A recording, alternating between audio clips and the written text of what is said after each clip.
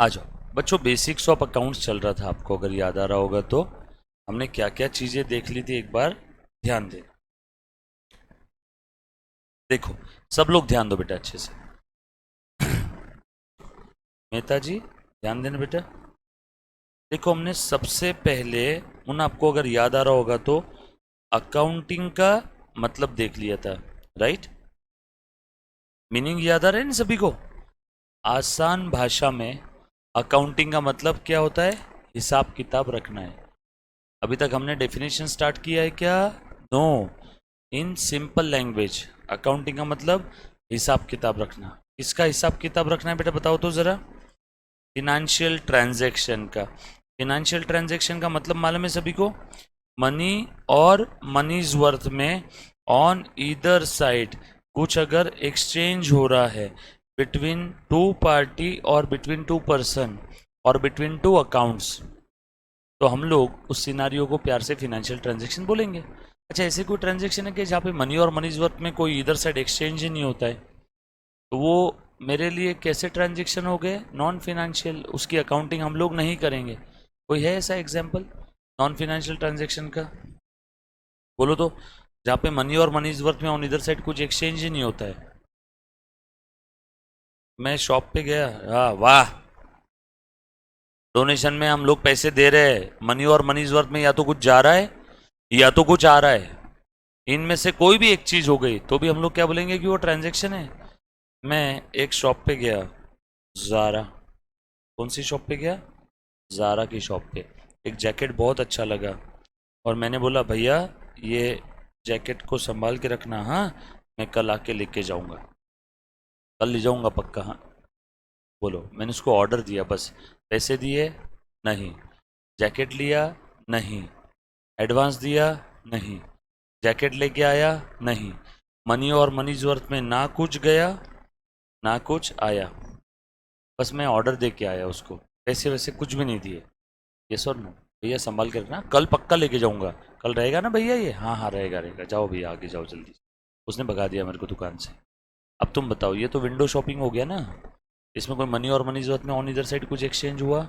No. इसकी accounting होगी? No, accounting नहीं होगी। इसलिए देखो 11th 12th में बचपन में कभी आपको ऐसे एग्जाम्पल आते होंगे कि एक पार्टी ने दूसरे पार्टी को ऑर्डर दिया, परचेस ऑर्डर दिया, बट अभी तक के माल लिया दिया नहीं, पैसे लिए दिए नहीं, तो उस केस में उसका अकाउंटिंग करते हैं क्या हम लोग? नो। जब वो ऑर्डर एग्जीक्यूट हो जाता है उसके बाद हम लोग अकाउंटिंग करते हैं। Yes or no? और भी कुछ आप बचपन में ऐसी चीज़ें करते होंगे। ये एक लड़का है और ये एक लड़की है। लड़के ने लड़की को छेड़ा, लड़की ने लड़के को सैंडल दे मारी। बरोबर है? तो बचपन में खेल कूद में आप लोग ऐसी एंट्री करते थे, तो लड़के को जैसी सैंडल पड़ी, लड़के की इज्जत चली गई क्या? Yes or no? और सैंडल आ गई इसके पास, तो लड़का एंट्री पास करता था, सैंडल अकाउंट डेबिट टू इज्जत, इज्जत चली गई, इज्जत को क्रेडिट कर दिया और सैंडल को। तो इस टाइप के भी फालतू एंट्री आपने नहीं करना है। बरोबर है कि नहीं? बोल मुन्ना। कौन सा? बार्टर सिस्टम में तो एंट्री होगी, क्यों नहीं होगी? मनी और मनी इज वर्थ, बरोबर है ना? नहीं होगी एंट्री, बरोबर ना? एम्प्लॉय को अपॉइंट किया, ऑफर लेटर दे दिया, अभी तक के उसने काम शुरू किया? नो। सैलरी ड्यू हुई? नो। बरोबर ना? तो एंट्री नहीं होगी। बार्टर सिस्टम में एक कंपनी ने किसी सेलर से मशीन खरीदा, सेलर था सामने वाला, मशीन बेचता था, हमने उससे मशीन खरीद लिया और बदले में उसको पैसे देने की जगह शेयर दे दिए हमारे। रिलायंस कंपनी ने सामने वाले से मशीन खरीदी 1 लाख रुपए की और खुद के 100 शेयर दे दिए। एक शेयर रिलायंस का 1000 रुपए का था, कितने शेयर दे दिए? 100, 1000 इंटू 100, 1 लाख। ये ले बेटा, इसकी एंट्री होगी क्या? यस। मनी और मनीज वर्थ में इनफ्लो आउटफ्लो हो रहा है ना? Yes or no? मशीन आ गई, शेयर्स दे दी, एंट्री होगी। आपको क्लियर हुआ बेटा आपका डाउट? पक्का? हाँ और बोलो बेटा, एनीबडी प्लीज। गिफ्ट्स होगी एंट्री, बिल्कुल होगी। फ्री सैंपल लो ना, गिफ्ट मतलब क्या है? Free sample of goods. जब भी कोई नई कंपनी है, कोई नया प्रोडक्ट मार्केट में आया तो फ्री में बांटते हैं ना, तो फ्री सैंपल की एंट्री करते हैं कि नहीं? बोलो बेटा। ये कंपनी है, मान लो ये एक प्रोडक्ट बना रही है, ये बुक छापने वाली कंपनी है, इसने बुक छापा और ये बुक बच्चों के स्कूल के कॉलेजेस के सामने जाके फ्री में बांट रही है। ये एक प्रोडक्ट कितने का है? 50 रुपए का, ये फ्री में बांट रही है। 100 प्रोडक्ट बांट दिए, 50 इंटू 100 5,000। तो ये कंपनी का एंट्री पास करेगी, एडवर्टीजमेंट और प्रमोशन एक्सपेंस या फिर फ्री सैंपल अकाउंट डेबिट। खर्चा हो गया ना कंपनी का, फ्री में बांट रही है तो कंपनी का क्या है? खर्चा है। कितने का? 5,000 का। और कैश दिया होता तो लिखते टू कैश, लेकिन कैश नहीं दिया, यहाँ पे क्या दिया? गुड्स। तो सर टू सेल लिखो, सेल थोड़ी किया। सेल नहीं है लेकिन माल कम हो गया, सेल नहीं है लेकिन माल कम हो गया। तो एक काम करो, परचेस को कम कर दो। परचेस का डेबिट बैलेंस कम करना है तो क्रेडिट करो, तो एंट्री होगी फ्री सैंपल गिफ्ट। और बताओ, बोलो बोलो बोलो, होगी ना एंट्री? डोंट वरी, ये परचेस को क्यों कम किया ये फाइनल अकाउंट में वापस हम लोग देखने वाले हैं। प्रोडक्ट में चेंजेस किए, एग्जाम्पल बताओ डिटेल में।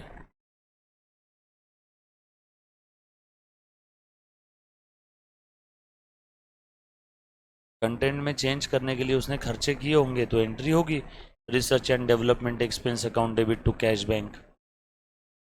पैसा जहां जहां पे गया आया, मनी और मनीज वर्थ में कुछ गया आया, खेल खत्म, ट्रांजैक्शन है, एंट्री होगी।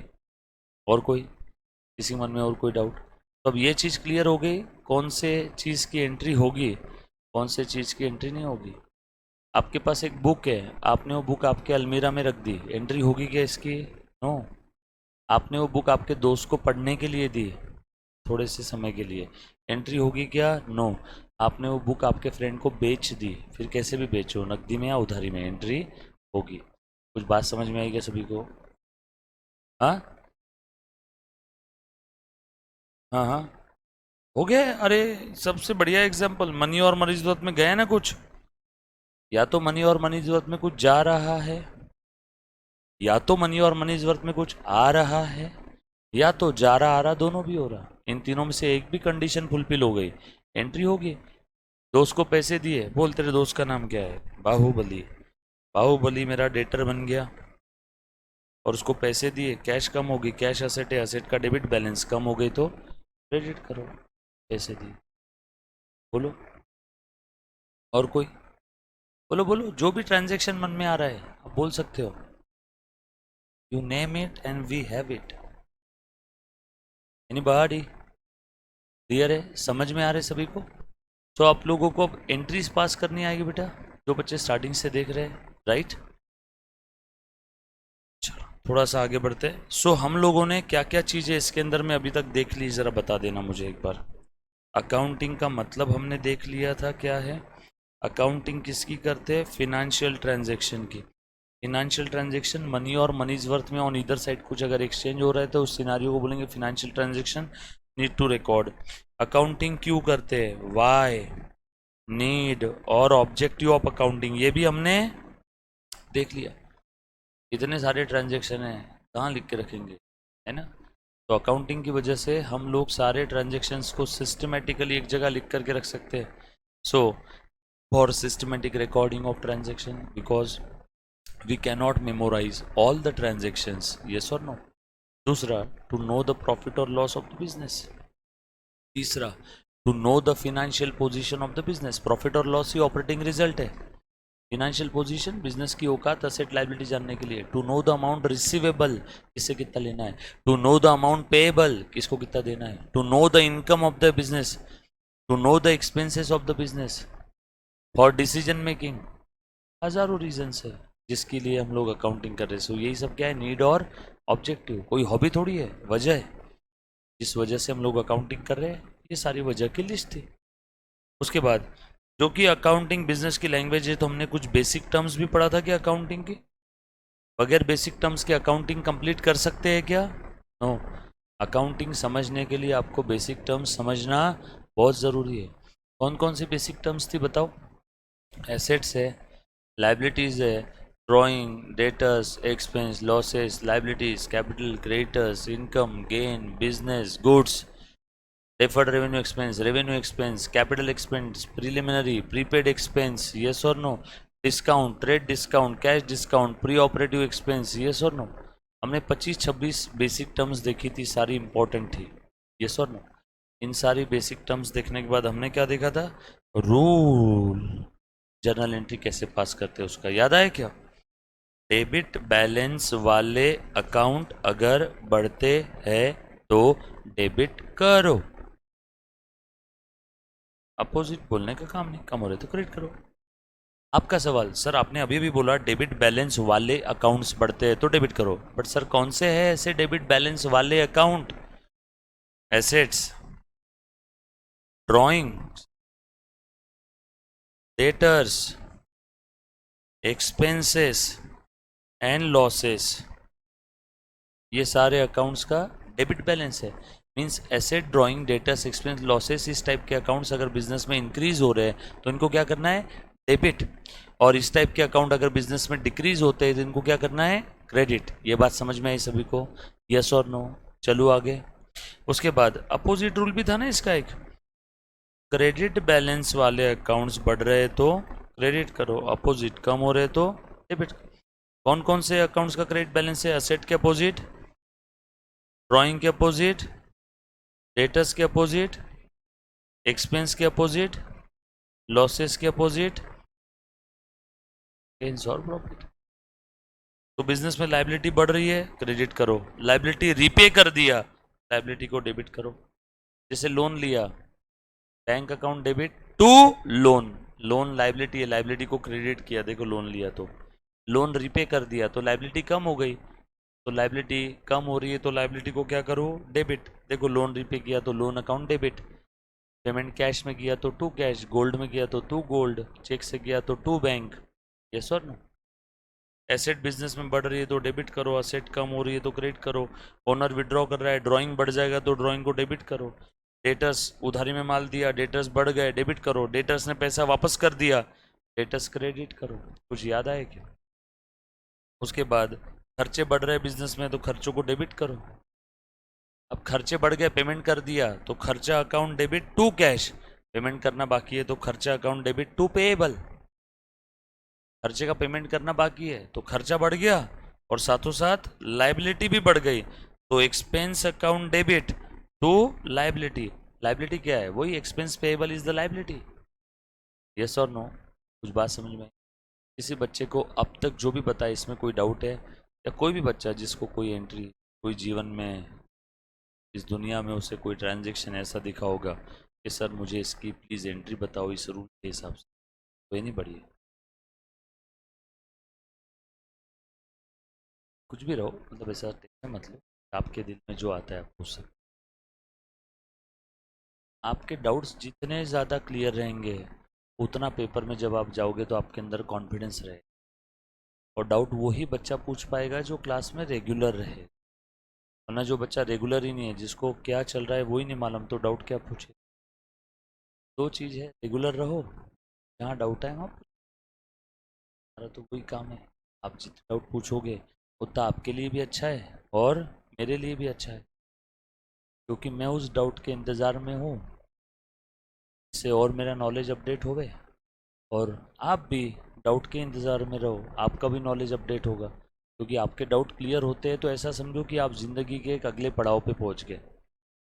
अब तक जो चीज़ आपको नहीं पता थी अब पता चल गई तो आपको अच्छा लगता है ना, एक चेहरे पे स्माइल आ जाती है, यार हाँ यार तो मुझे अब तक पता नहीं था, मुझे टफ लगता था, अब पता चल गया, अब ये ईजी है। डन? सर अभी तो नहीं है, आगे आए तो पूछेंगे, ठीक है मैं इंतज़ार करूँ। आ जाओ आगे बढ़ते हैं। उसके बाद और क्या देखा था बेटा हमने? ये चीज़ देखी थी, ये जो बिजनेस है ना आप लोगों का, ये बिजनेस में क्या होते हैं, फिनेंशियल ट्रांजैक्शंस। इन फिनेंशियल ट्रांजैक्शंस को हम लोग क्या करते हैं, रिकॉर्ड। रिकॉर्डिंग के बाद पोस्टिंग, पोस्टिंग के बाद बैलेंसिंग, बैलेंसिंग के बाद ट्रायल बैलेंस, ट्रायल बैलेंस के बाद फाइनल अकाउंट। फाइनल अकाउंट अभी तक हमने बनाया नहीं है, लास्ट लेक्चर में मैंने बोला था बताऊंगा, बट अभी तक मैंने फाइनल अकाउंट आपको बताया नहीं है।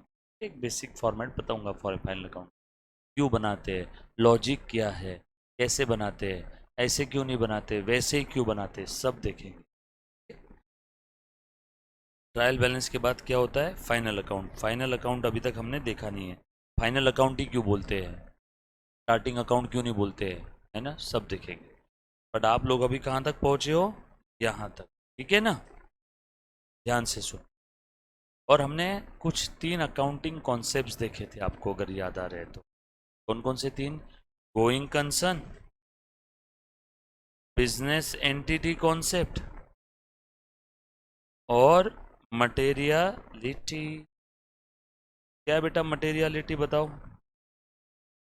You have to record all material transaction. One can ignore the immaterial transaction.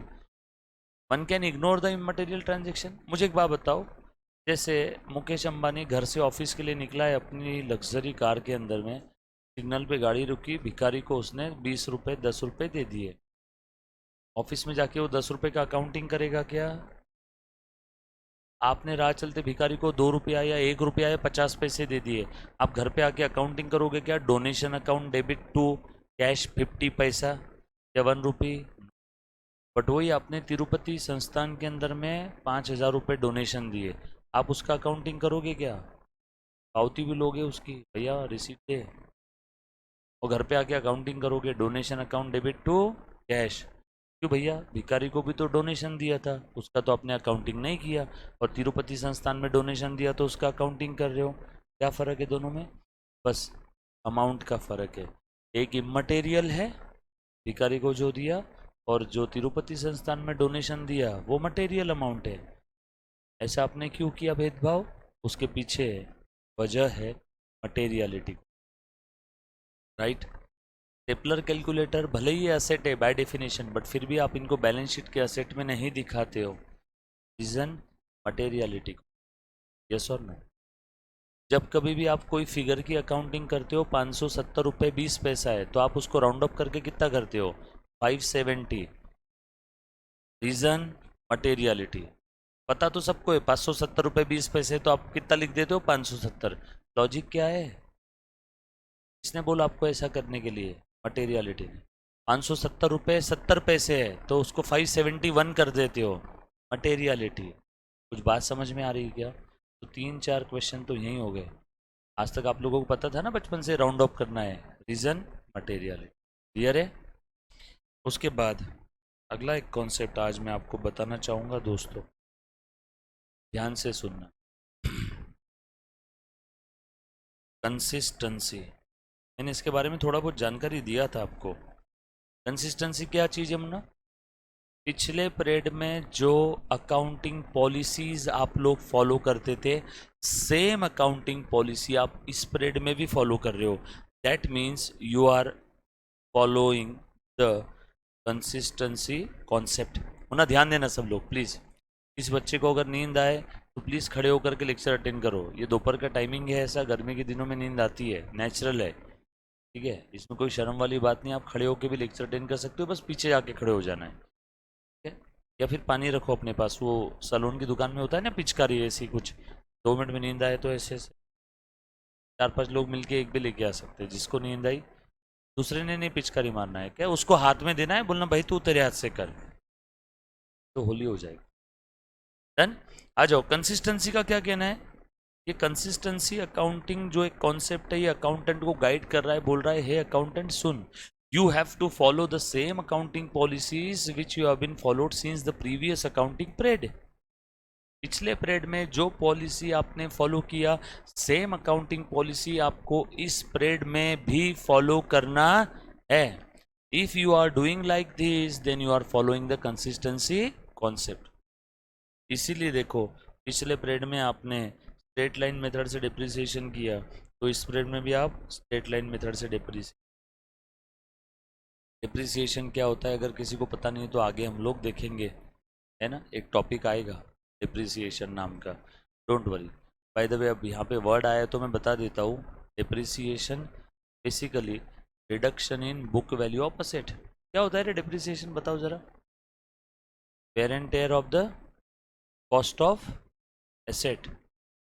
Modi ji ने 1000 रुपये की नोट बंद कर दी, इसकी वैल्यू हो गई 0।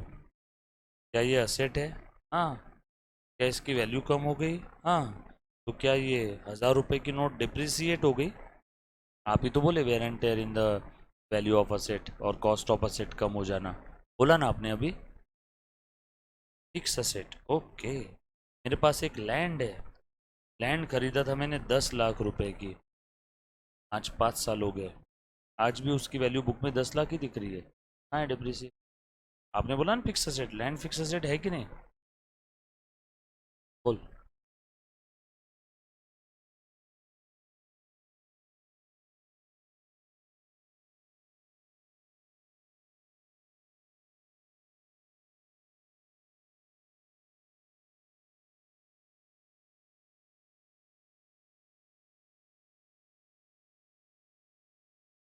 क्यों? ये जो तुमने बोला ऐसा क्यों करेगा? पाठ थोड़ी ना करने वालों में, क्यों?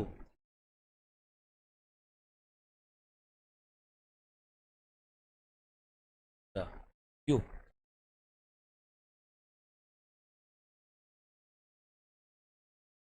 तो फिर मैं ये लैंड 5 साल बाद बेचने वाला हूँ, तो ये लैंड 5 साल बाद बेचूंगा, मुझे ऐसा लगता है इसमें लॉस होगा 9 लाख, 1 लाख रुपए का लॉस होगा, 9 लाख में बेचूंगा। तो यहाँ पे हर साल 20-20 हज़ार रुपए लैंड पे डिप्रिसिएशन चार्ज करो क्या? पक्का कर लो। आधे बच्चे नहीं बोल रहे, आधे हाँ बोल रहे। ओके, और कोई? लैंड पे कभी डिप्रिसिएशन चार्ज नहीं, अरे रे रे, टोटली अपोजिट। लैंड पे कभी डिप्रिसिएशन चार्ज नहीं होता, एक बोलती कर दो लॉस। क्यों लैंड पे डिप्रिसिएशन चार्ज नहीं होता है? लगता है मैं कुछ ज़्यादा ही आगे बढ़ रहा हूँ, मुझे और स्लो और आपके लेवल पे आकर के आपके साथ बैठ करके मुझे पढ़ना और पढ़ाना होगा। बताओ बताओ, लैंड पे क्यों डिप्रिसिएशन चार्ज नहीं होता? वो यूज़ यूज़ नहीं होती तो हम कहाँ खड़े हैं, हवा में? नहीं सर, हम फ्लोर पे खड़े, फ्लोर कहाँ है? नीचे के फ्लोर पे, नीचे का फ्लोर कहाँ है? लैंड पे। लैंड तो यूज़ होती है। बोलो बोलो। अरे हम वही तो पूछ रहे हैं, लैंड की वैल्यू क्यों कम नहीं होती? तुम बोल रही हो शायद कभी कम नहीं होती, मैं वही पूछ रहा हूँ। लैंड पे पहले ये बात बता दो, लैंड पे डिप्रिसिएशन लगेगा क्या? आपने बोला ना फिक्स असेट पे डिप्रिसिएशन लगता है, लैंड फिक्स असेट है। अब कुछ बच्चे सब पलट रहे, मैं नहीं खेल रहा यार ऐसा गेम आप लोगों के साथ, फिर आप ही के रूल आप लगा रहे हो। लैंड पे डिप्रिसिएशन क्यों चार्ज नहीं होता है? पहले डिप्रिसिएशन का मैं मतलब बताता हूँ। मराठीत काय म्हणतात रे आपण त्याला, घसारा, झीज। असेट की वैल्यू कम हो जाती है, तो जितने से असेट की वैल्यू कम हो गई, हम लोग उस वैल्यू को क्या बोलते हैं प्यार से? डिप्रिसिएशन। तो मेरा आपसे सवाल है, कौन सी असेट पे डिप्रिसिएशन लगता है? दूसरा सवाल, लैंड पे लगता है कि नहीं लगता है? लगता है तो क्यों लगेगा? हाँ बोलो बेटा, लगेगा, हाँ बोलो। हाँ हाँ। हम्म। बोल, वो लैंड कितने की है तेरी, फर्टाइल लैंड जिसपे सोना उगता है, 1 एकड़ की कीमत बता। समझ ले 10 लाख रुपए। हाँ बोल। हाँ, जो भी उस पे तूने आलू उगाए और वो आलू से सोना बन गया। फॉर एग्जाम्पल फर्टाइल इतनी है कि उस पे आलू उगाओ तो सोना बन जाता है, आलू डालो सोना निकालो। अब बता, डिप्रिसिएशन लगेगा इस पे, और अब वो क्या हो गई? अनफर्टाइल। अचानक तू एक दिन सुबह उठ के गया और तुझे दिखा अब लैंड पे तो कुछ उग ही नहीं रहा है, लैंड की वैल्यू कम हो गई तेरे हिसाब से, तो तू बोल रहा है डिप्रिसिएट हो गई। कितने से? कैसे निकाला 8 लाख? ओके, मतलब मार्केट वैल्यू के भरोसे बोल रहे हो?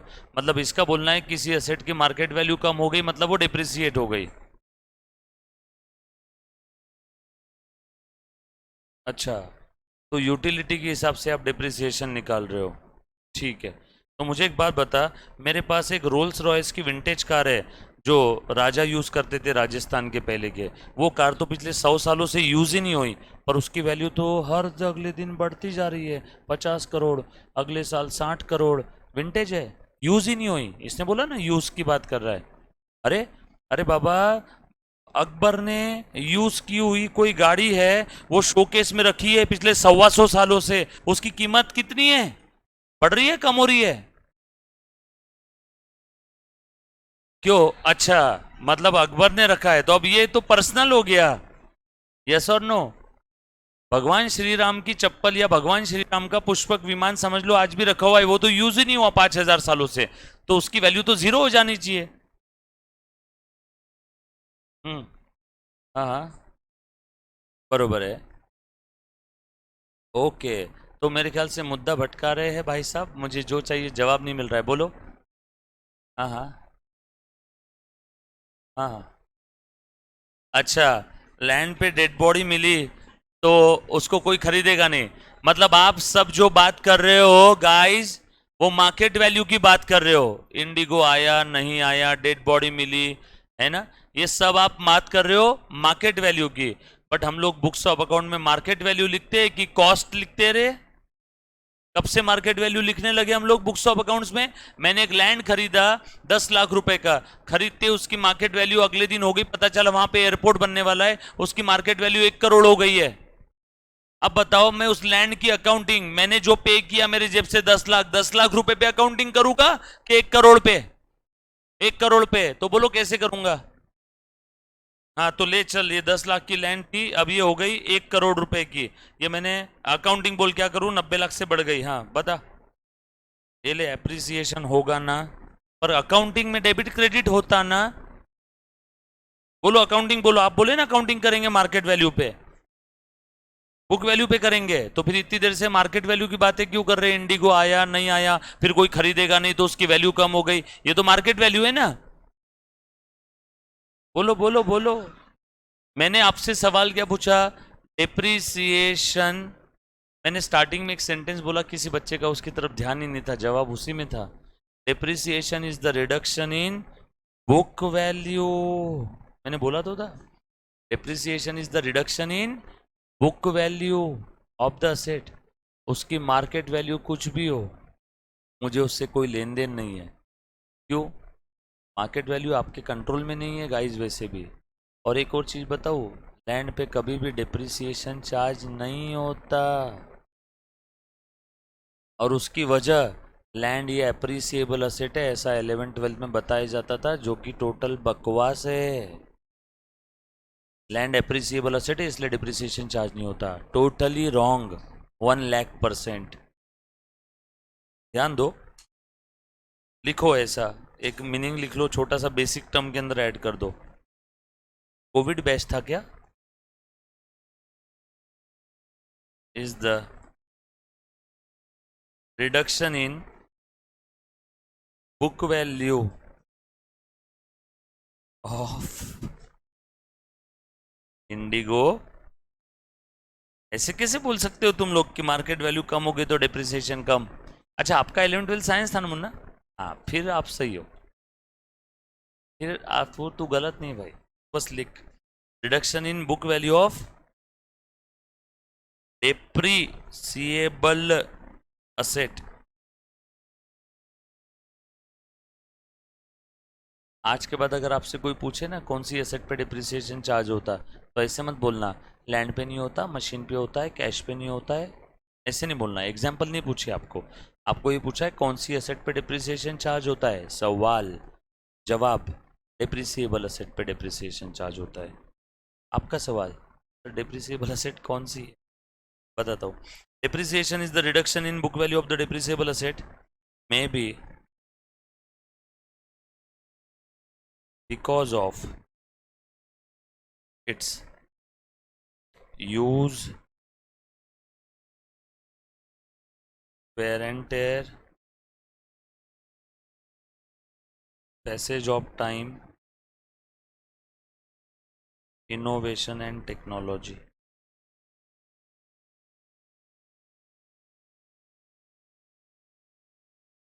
एक्सेट्रा। कभी कभी असेट को यूज़ नहीं करते फिर भी उसकी वैल्यू कम हो जाती है, टाइम पास हो गया। आपने कार खरीदी, कार खरीद के घर पे लाके पैक करके रख दी, 1 साल बाद कार, उसकी वैल्यू कम नहीं होगी? कम होगी, यूज़ नहीं किया बट टाइम पास तो हो गया ना, पैसेज ऑफ टाइम। सो इनमें से कोई एक भी रीज़न की वजह से अगर डिप्रिसिएबल असेट की वैल्यू कम होती है तो हम लोग क्या कहेंगे उसको, डिप्रिसिएशन। जितने से असेट की वैल्यू कम होगी उसको क्या बोलेंगे, डिप्रिसिएशन। अभी भी आपके मन के काफ़ी सारे सवालों के जवाब आए नहीं, मैं जानता हूँ। देखो, डिप्रिसिएबल असेट कौन सी असेट होती है मुन्ना? वो कौन सी? वो जो ये चारों के चारों कंडीशन फुलफिल करेगी, वो असेट जो ये चारों कंडीशन फुलफिल करेगी, उसी असेट को डिप्रिसिएबल यानी डिप्रिसिएट होने लायक बोलेंगे। कौन सी 4 कंडीशन है? हाँ, कंडीशन नंबर 1, उसकी useful life more than 1 year होनी चाहिए।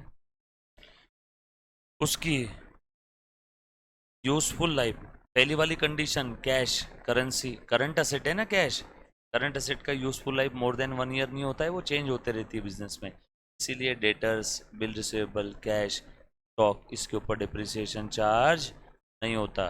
Yes or no? स्टॉक पे भी नहीं होता। स्टॉक भी तो करंट असेट है आपका, माल। हम लोग माल रखने के लिए लाते हैं या बेचने के लिए? बेचने के लिए, मतलब नियर फ्यूचर में बेचेंगे, मतलब स्टॉक की वैल्यू प्लस माइनस होती रहेगी। ये बेचने के लिए लाए या रखने के लिए? रखने के लिए। ये कंप्यूटर सिस्टम ये रखने के लिए लाए, ये बेचने के लिए नहीं है। मतलब ये लंबे समय तक बिजनेस में रहेगा, बरोबर ना? More than 1 year useful life है। दूसरा कंडीशन लिखो, यूजफुल लाइफ लिमिटेड होनी चाहिए। दूसरी कंडीशन लैंड के केस में फुलफिल नहीं होती, ये लैंड पे डिप्रिसिएशन चार्ज नहीं होता। लैंड करोड़ों अरबों सालों से यही है, करोड़ों अरबों सालों तक यहीं रहेगी। कब तक रहेगी, भगवान के अलावा किसी को नहीं मालूम। लैंड की यूजफुल लाइफ इनफाइनाइट है, और लैंड की यूजफुल लाइफ सिर्फ फर्टिलिटी से मेजर नहीं होती है। उस लैंड पे सुबह जाकर के मैं सुसु भी कर रहा हूँ तो भी मेरे लिए वो यूजफुल ही है। सिर्फ फर्टिलिटी चेक नहीं करते। यूजफुल लाइफ लैंड पे रहना, घर बनाना, खेती करना, बैठ जाना, खड़े रहना, लैंड पे खड़े है, ये भी उसका यूजफुलनेस ही है। Yes or no? तो लैंड के ऊपर आज के बाद अगर आपसे कोई सवाल पूछे कि लैंड के ऊपर डिप्रिसिएशन क्यों चार्ज नहीं होता, उसको बोलने इधर आ बैठ, क्योंकि लैंड डिप्रिसिएबल असेट नहीं है, इसीलिए उसके ऊपर डिप्रिसिएशन चार्ज नहीं होता। फिर वो आपसे अगला सवाल पूछेगा, लैंड डिप्रिसिएबल असेट क्यों नहीं है? फिर उसको बोलना फिर से सुन, लैंड ये दूसरे नंबर की कंडीशन फुलफिल नहीं करती है। To be a depreciable asset, that asset have to fulfil all this 4 condition. तो उसमें की दूसरे नंबर की कंडीशन लैंड फुलफिल नहीं करती।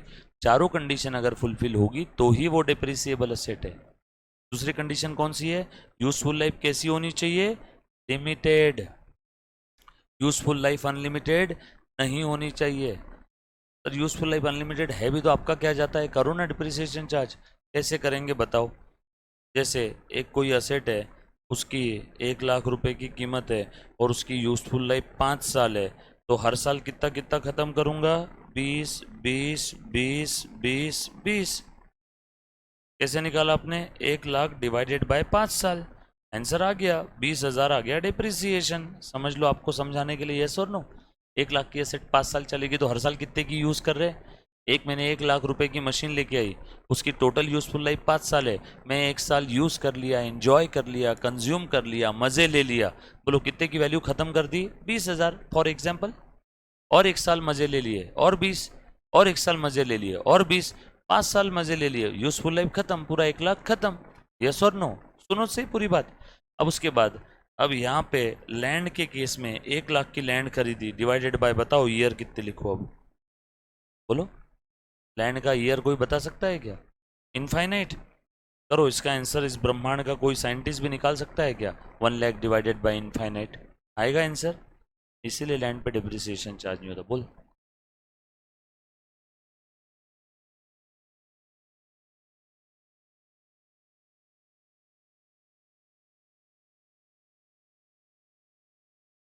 बरोबर है, बरोबर है। अभी हम लोग पहली कक्षा में एक बच्चे ने सवाल पूछा, सर 5 साल बाद अगर असेट बेचेंगे, बोल कितना पैसा आएगा, तू ही बता। 20,000। चल 10,000, ठीक है, ये ले, माइनस 10,000। अब बोल डिप्रिसिएशन का अमाउंट कितना आ गया? 18,000। ठीक। 1 लाख की एसेट लाई, 5 साल बाद बेचेंगे तो कितना पैसा वापस देगी एसेट? तू ही बोला ना, स्क्रैप भंगार में बेचेंगे तो एस्टिमेटेड अंदाज कुछ ना कुछ, दैट कुछ ना कुछ इज योर 10,000। तो 1 लाख में से 10,000 वापस आएंगे, 1 लाख गए, 10 वापस आए, बोल कितने गए? कितने गए? एक गए, 10 वापस आए, 90 गए। 90,000 कितने साल?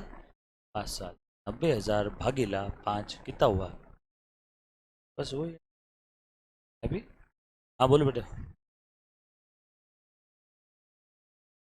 इसका depends upon the policy of that company और ऑर्गेनाइजेशन।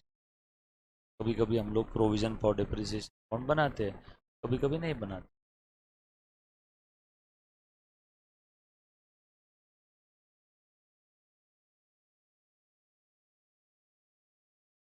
डिप्रिसिएशन कभी खर्च होता ही नहीं, ना एक साथ, ना होले होले, ना टुकड़े में, कभी खर्च नहीं होता इसका।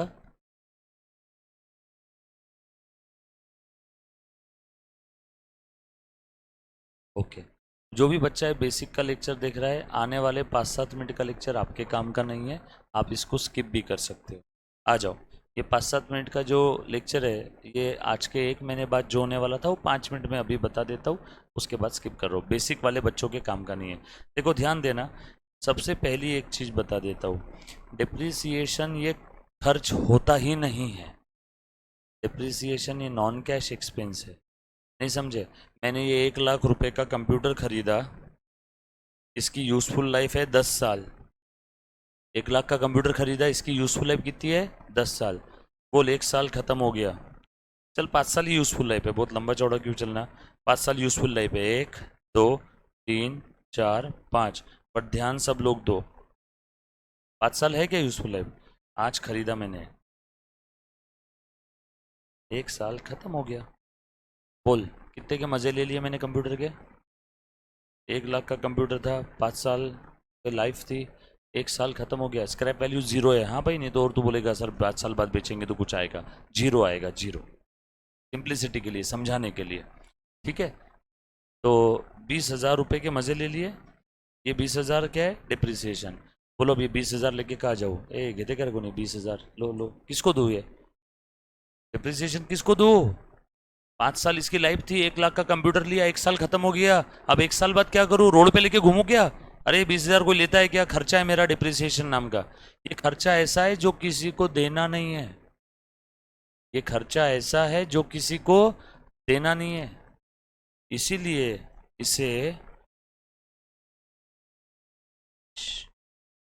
एक्सपेंस बोल। कौन सा खर्चा ये? Non cash. बट आपका जवाब पूरा हुआ नहीं, पूरा सुन लो। अब आपका सवाल, सर ये 20,000 किधर जाते हैं? ये 20,000 हमारे प्रॉफिट को मार देते हैं, खर्चा है। इसने प्रॉफिट को तो कम कर दिया, बट इसकी इतनी औकात नहीं है कि ये कैश को कम कर सके, क्योंकि ये तो नॉन कैश एक्सपेंस है। तो इसने किसको कम किया? प्रॉफिट को।